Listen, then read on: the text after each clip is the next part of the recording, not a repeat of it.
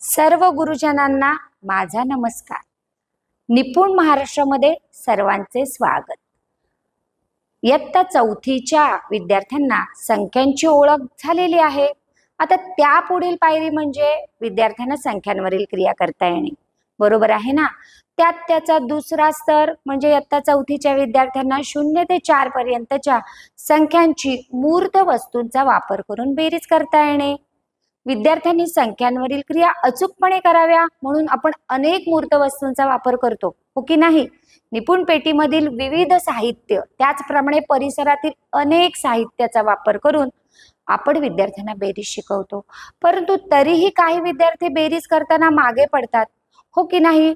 तर मग आपण विद्यार्थ्यांच्या आवडीच्या खेळातून त्याला बेरीज शिकवली तर किती चांगले होईल, हो की नाही? चला तर मग असाच एक खेळ जो विद्यार्थ्यांना आवडेलही आणि त्यातून तो बेरीजही लगेच शिकेल.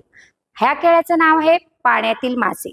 यासाठी आपण विविध प्रकारचे मासे घेतले, विद्यार्थ्यांना ते दाखवले, विद्यार्थ्यांना ते मोजायला लावले, त्याच्या संख्या नामे त्याच्याकडून लिहून घेतली. 0 ते 4 पर्यंतच्या संख्यांची ओळख त्याला झाली. त्यानंतर विद्यार्थ्याला आपण मासे दिले. त्या एका विद्यार्थ्याकडे 2 मासे आणि दुसऱ्या विद्यार्थ्याकडे 2 मासे. सांगा पाहू किती मासे झाले? विद्यार्थी चटकन उत्तर देतो 4 मासे. त्यानंतर आपण विद्यार्थ्याला एका विद्यार्थ्याकडे 1 मासा आणि दुसऱ्या विद्यार्थ्याकडे 1 मासा असे मासे दिले आणि विद्यार्थ्याला सांगितले सांगा पाहू किती मासे झाले? विद्यार्थी उत्तर देतो 2 मासे. तीच कृती आपण विद्यार्थ्याकडून सातत्याने करून घेतली की विद्यार्थ्याला ते सहज लक्षात येतं आणि विद्यार्थी बेरीज सहजपणे करतो.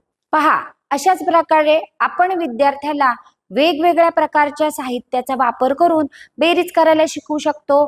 या कृतीसाठी मासे का वापरावे? तर विद्यार्थ्याला मासे हे त्याच्या दैनंदिन जीवनामध्ये दिसणारे आहेत. अशा वस्तूंचा वापर आपण विद्यार्थ्याच्या बेरीज शिकवण्यासाठी केल्याने काय होते बरे? तर विद्यार्थी त्या वस्तू सतत पाहिल्याने विद्यार्थी अंक मोजायला लगेच शिकतो, बेरीज करतो. जसे की आपण घेतले 2 मासे अधिक 2 मासे. विद्यार्थी ते मासे पाहतो आणि चटकन क्षणार्धात उत्तर देतो 4 मासे. म्हणजे विद्यार्थ्याला कोणत्याही प्रकारची वस्तू लागत नाही, कारण या वस्तू त्याने सतत पाहिलेल्या असतात. अशा वस्तू आपण जसे की मणी, दगड, पाने, फुले हे त्याला निसर्गात सहज उपलब्ध होतात.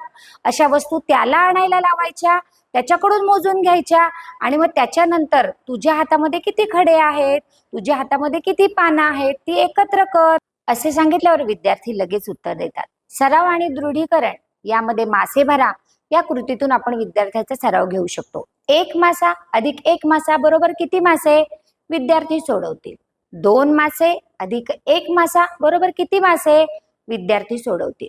अशाच प्रकारे प्रत्यक्ष अनुभव मिळाल्याने विद्यार्थी 0 ते 4 पर्यंतच्या संख्यांची बेरीज मूर्त वस्तूंचा वापर करून सहजपणे सोडवतात व आपला हा स्तर यशस्वीपणे पार करतात. किती सोपे आहे की नाही? तर अशाच वेगवेगळ्या व्हिडिओसाठी पुन्हा भेटूया. धन्यवाद.